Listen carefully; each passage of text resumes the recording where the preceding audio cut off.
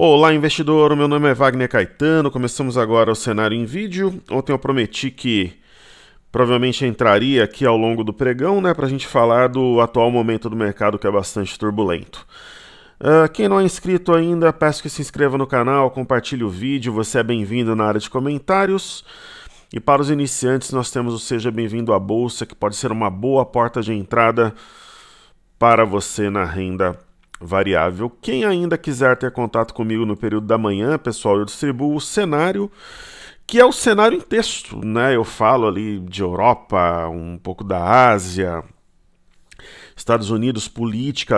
Muitos dos balanços principais eu coloquei no cenário, um pequeno resumo. A gente está na reta final dos balanços aqui no Brasil, só entrar no site toptraders.com.br, coloca nome, e-mail, inscreva-se e você receberá. Bom,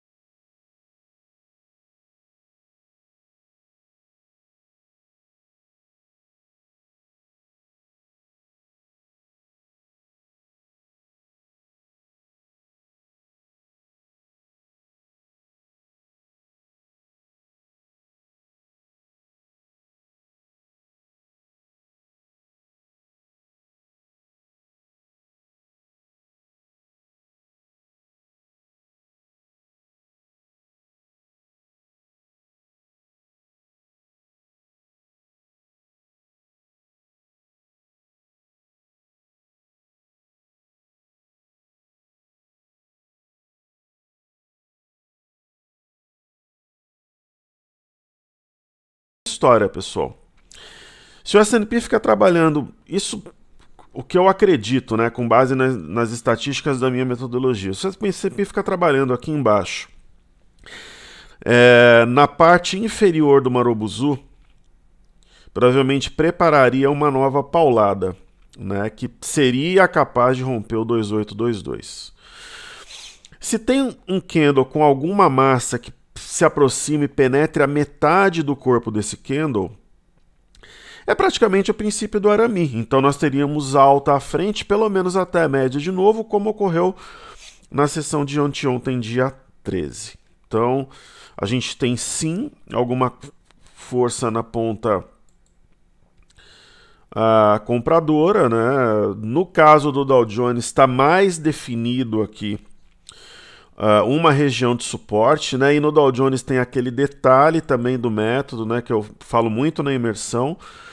O candle de ontem fora da banda, o de hoje dentro. Se é um candle que começa a subir, se aproxima aqui da metade, região de 2.700 pontos, 2.600 e pouco, ele dá um sinal sim de uma possibilidade real de repique até a média de 21, região de 26.400, ok?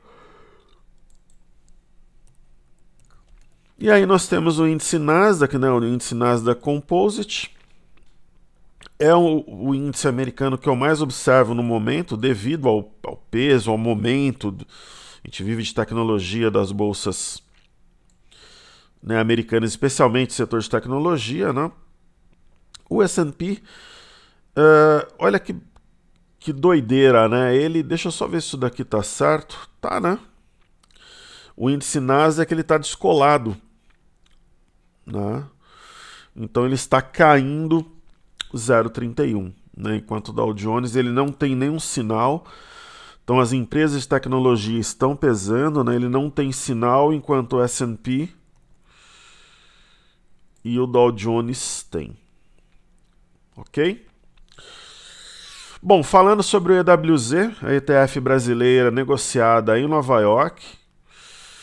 Lembrando que ela é inversamente proporcional ao dólar, né? O EWZ ele está numa região de suporte muito forte. Foi um fundo marcado no dia 5 de junho a 41,35 e depois 17 de junho 41,50, tá 41,36, nós temos sombra inferior, dá a impressão que vai cravar um fundo, né? Lembrando que se subir mais um pouco aqui fica com uma cara ou de arame ou de ave migratória, mas assim, que técnica que eu costumo aplicar é para que o investidor ele não veja aquilo que ele quer ver e ele não tenha ilusões. Fundo anterior, então o fundo anterior é 41,84. O rompimento de 41,84, veja que a máxima do dia foi 41,94, tocou, já entrou pressão vendedora. Mas se ele volta nessa região e rompe, e aí fica trabalhando um tempo acima, é um sinal de fundo consistente no EWZ. Ok? Só para a gente passar rapidinho pelo petróleo, pelo crude oil Estados Unidos aqui, o WTI. A gente sabe, né, pessoal, que o WTI veio de novo nessa LTB e ele a respeitou, mas ainda vejo potencial da formação de um fundo, topo fundo, e da formação de um pivô ou até de um oco invertido, né? Nós teríamos aqui um ombro, possivelmente a cabeça, e um segundo ombro em formação. Qual que é a mínima do primeiro ombro? 53,62. Qual que foi a mínima de hoje?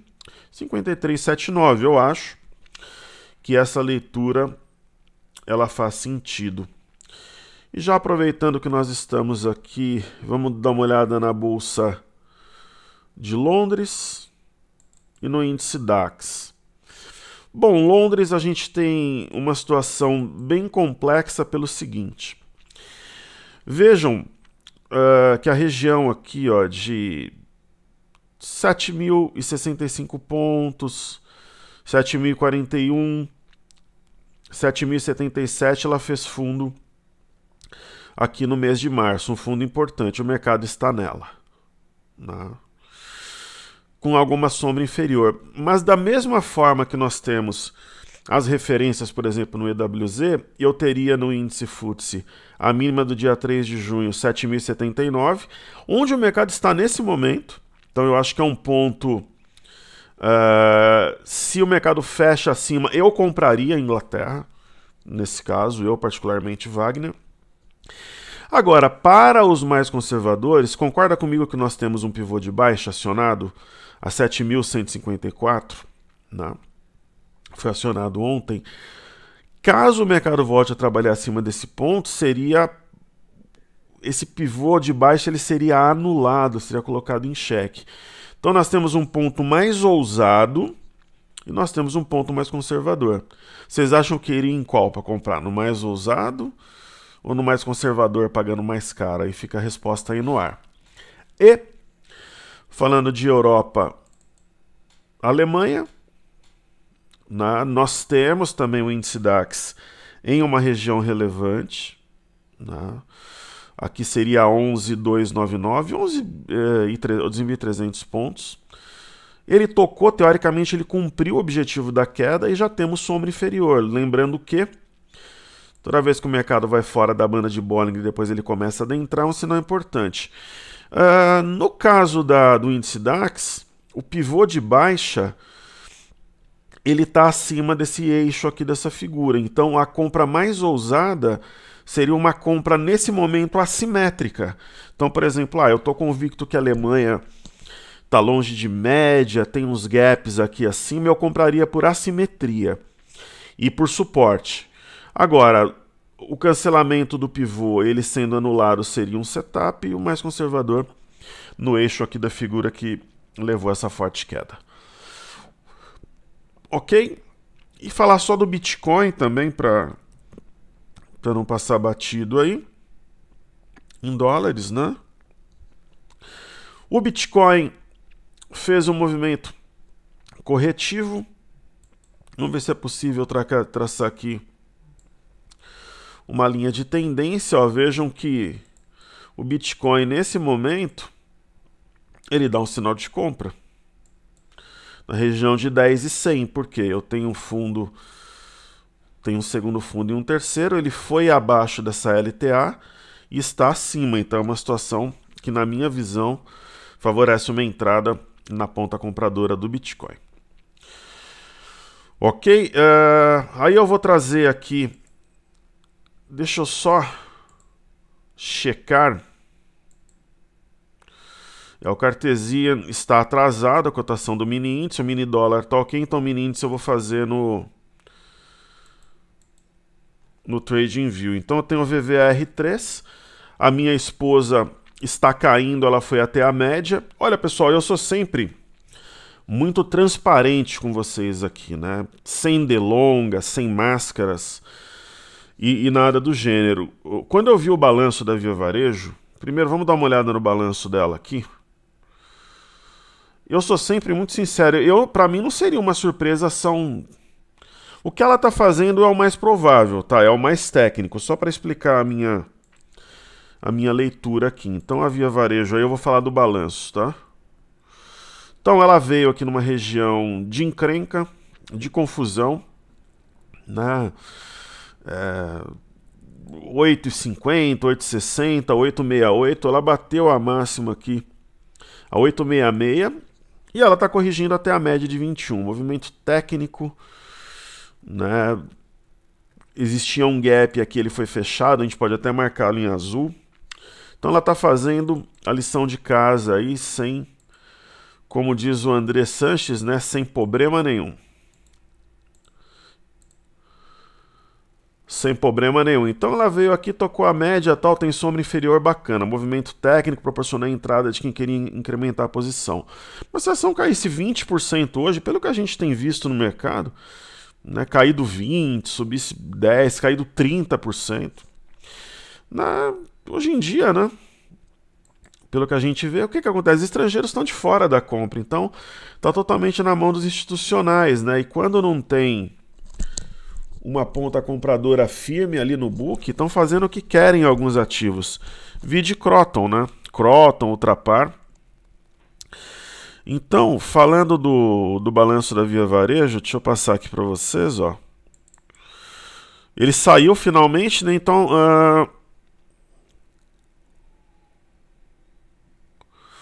então segue nota corrigida aqui, ó.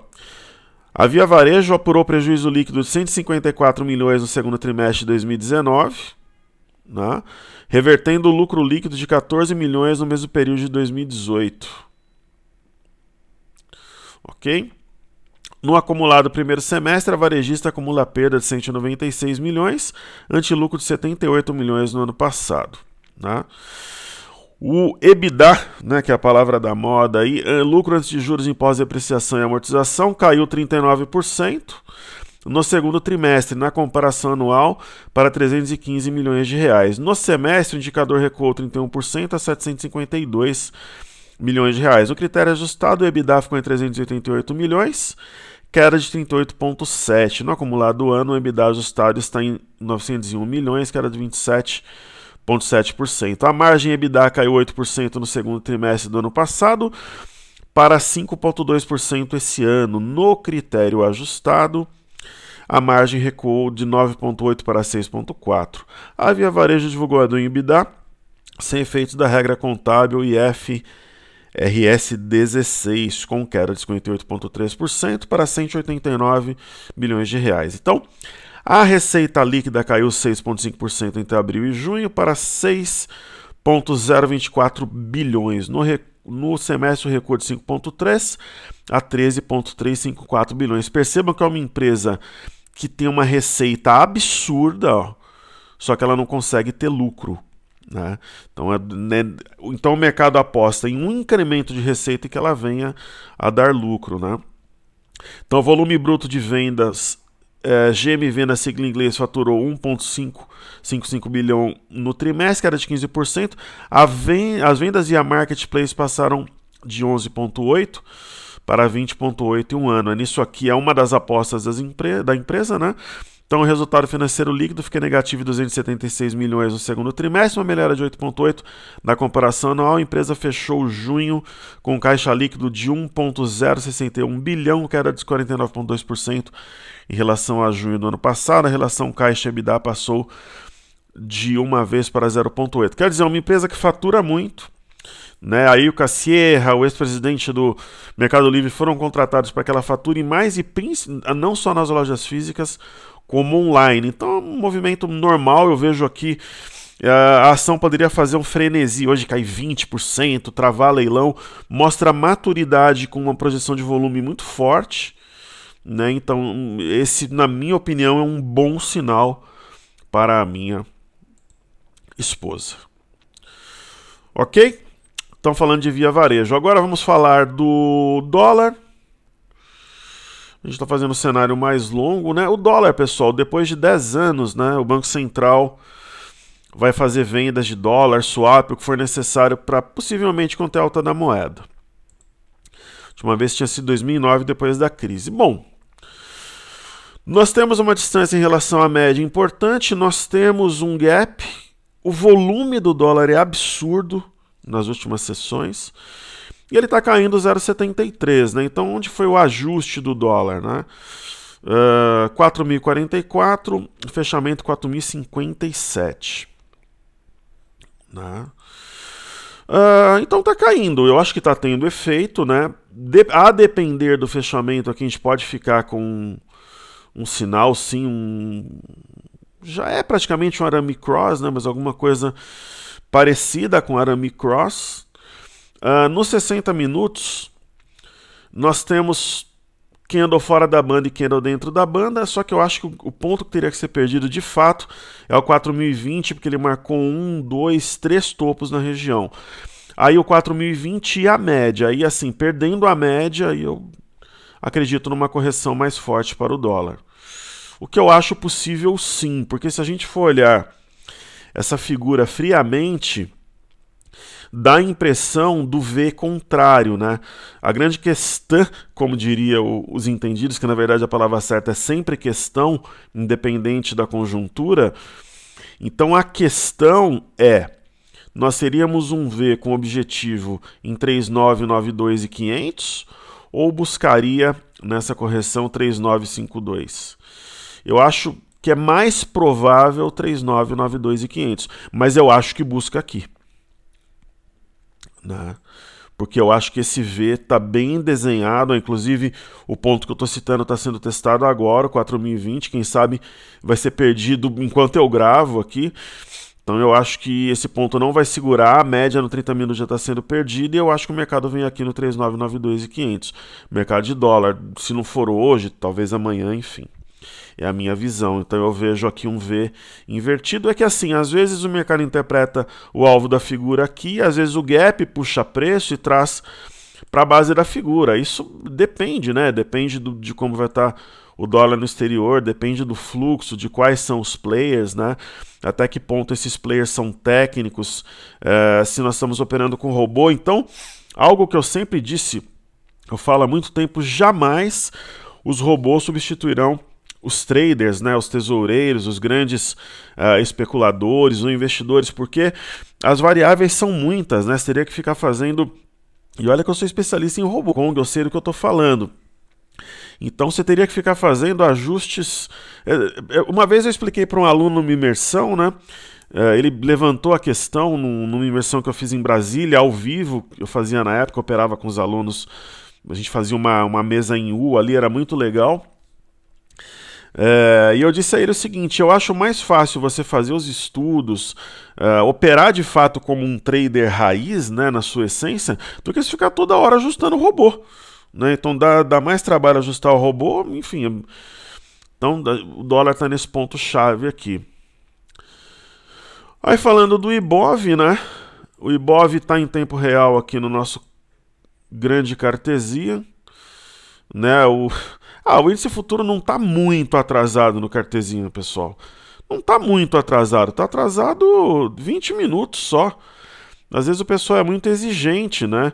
Tá tudo certo, tá? Ações, dólar, mas um mini índice atrasado 20 minutos não é muito assim, né? Não vai atrapalhar você fazer um estudo ou alguma coisa do gênero. Então não é muito, né? Pô, são 20 minutos só. 20 minutos para mini contrato de índice, né? Significa muito? Ah, tranquilo, né? Então, é isso aí. Agora o Ibovespa tá correto, né? O Ibov tá. E o dólar, ó, perdendo o ponto ali que eu falei. Né? Inclusive tá perdendo com violência. Isso, na minha leitura, talvez vá além dos leilões ou da venda à vista. O Banco Central chegou a falar em swap, chegou a falar em leilão. Vamos dar uma olhada aqui para a gente detalhar isso aí.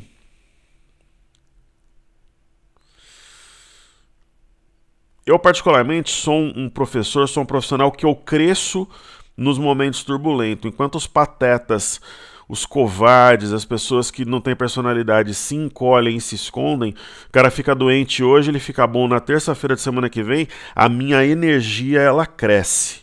Né? Então eu me sinto mais estimulado a vir aqui, a falar, a ensinar, a pegar na mão do investidor e caminhar. Essa é a minha característica. Isso não significa, pessoal, que eu esteja comprado ou vendido. A minha posição pública é via varejo. Eu posso estar vendido no índice, comprado no dólar, vendido no dólar, comprado nos dois, eu posso estar posicionado nos juros. Isso remete ao meu grupo. Mas a minha responsabilidade como um professor é vir aqui e orientar. Né? Então, por exemplo, aqui, ó, uma nota aqui do broadcast. Né? Então, ó, o dólar a R$4 levou o Banco Central a anunciar venda casada. Isso não acontecia há 10 anos. De swap cambial reverso e de dólares no mercado à vista, usando as reservas internacionais pela primeira vez em 10 anos desde a crise financeira de 2009. Quer dizer, o Banco Central vai fazer um baita de um trade, porque ele tem reserva, ele vai realizar uma situação de grande apreciação, né? Então ele está entregando praticamente na máxima do movimento iniciado em julho e por pouco não é a máxima do ano, né? A máxima do ano no dólar ajustado, a gente usa gráfico perpétuo, teria ficado aqui 100 pontos acima dessa máxima. Então, Banco Central atuando como um grande trader. E tirando o zoom desse gráfico, acho que eu vi alguma coisa aqui. Na verdade não faz muito sentido. E é um gráfico perpétuo também, mas... enfim.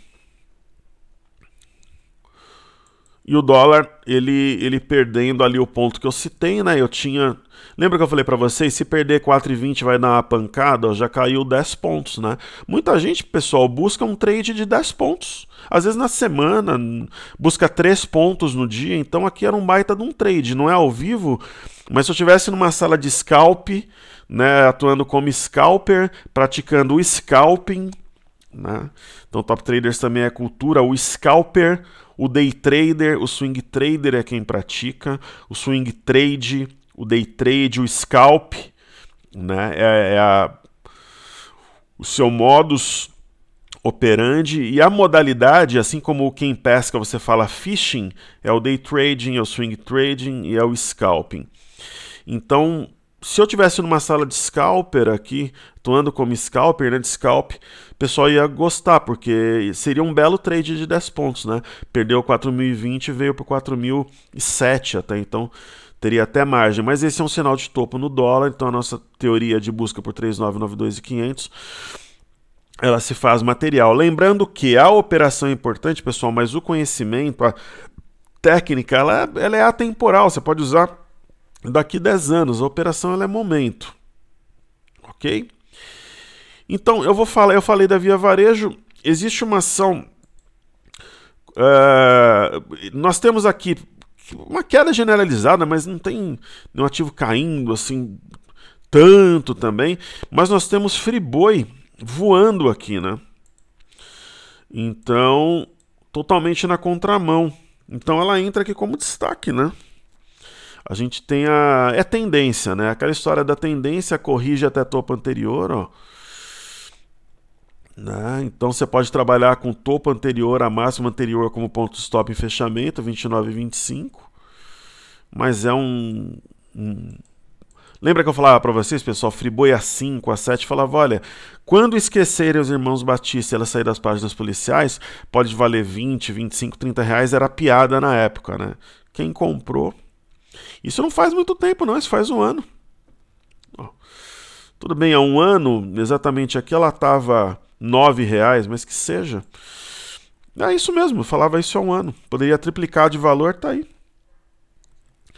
né? Saíram, você vê que não se vincula nada mais aos irmãos Batista, né? Saiu das páginas policiais, é uma grande empresa, né? E eu acho que faltou falar só do mini índice, né? Então o mini índice no cartezinho, ele não tá muito atrasado, tá um pouquinho só, tá 21 minutos, pô, não é tanto assim.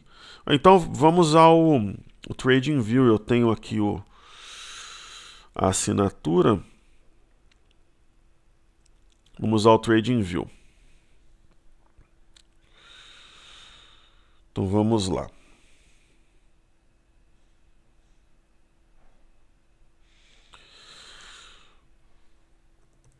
Temos aqui o Win.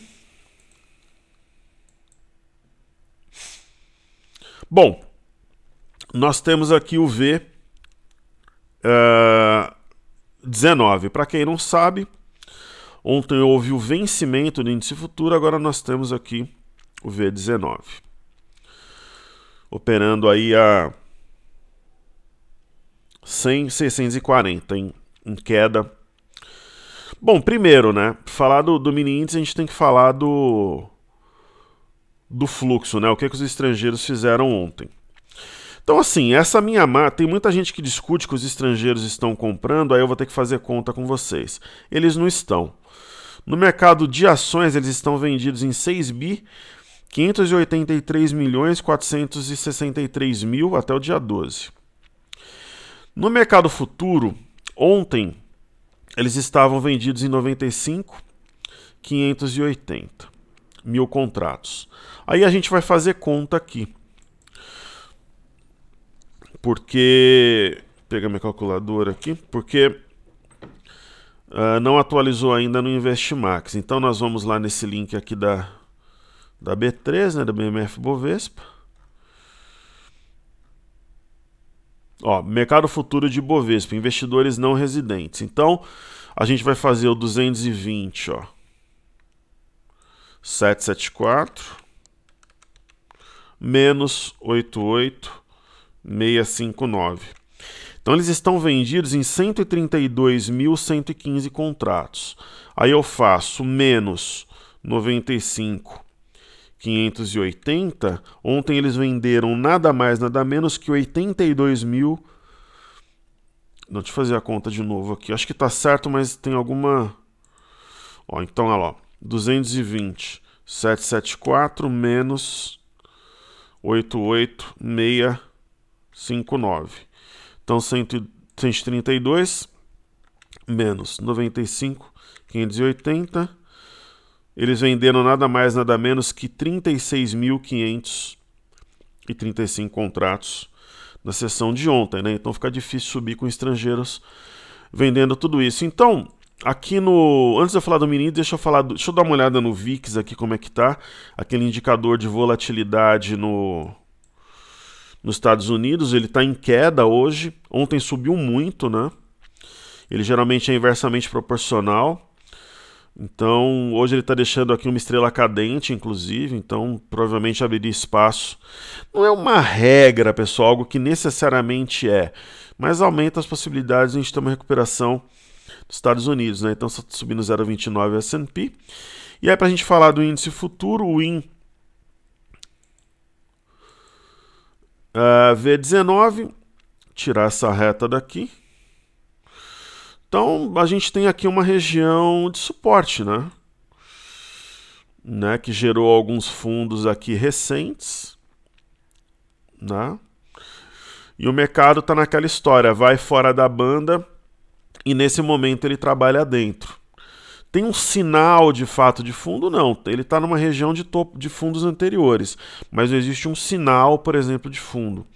Sendo bem sincero, vamos dar uma olhada aqui nos 60 minutos.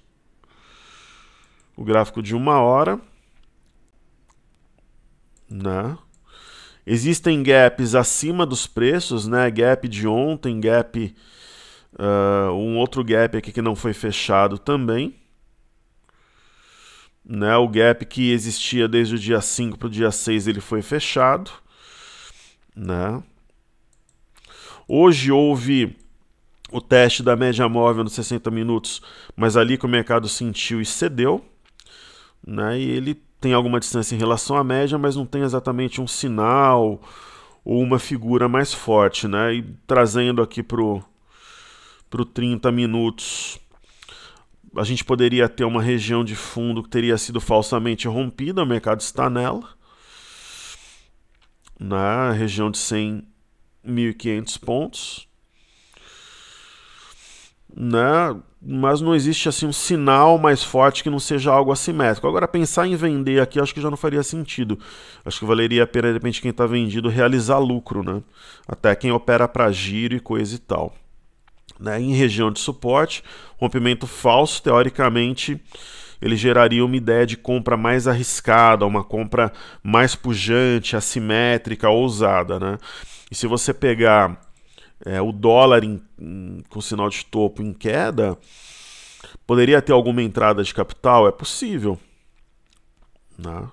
Se o dólar mantivesse o movimento aqui, alguma consistência na ponta vendedora, teoricamente, como ocorreu ontem, o mini índice, o IBOV, o BOVA11 iria numa mão inversamente proporcional, né? Então, por exemplo, imagina, por exemplo, hoje um dólar fechando perto de R$4, seria um sinal de topo bem forte, né? E de repente o Ibovespa futuro à vista fechando em campo positivo, deixando uma sombra inferior, né? Que ocorreria se houvesse uma recuperação, seria um sinal de fundo também, uma vez que nós estamos em região de topo anterior, ó, né? Em região de fundos recentes também. Então é uma ideia possível, vai depender dos desdobramentos ao longo do dia, que eu diria que é mais provável do que uma continuidade de alta no dólar e de queda na bolsa, ok?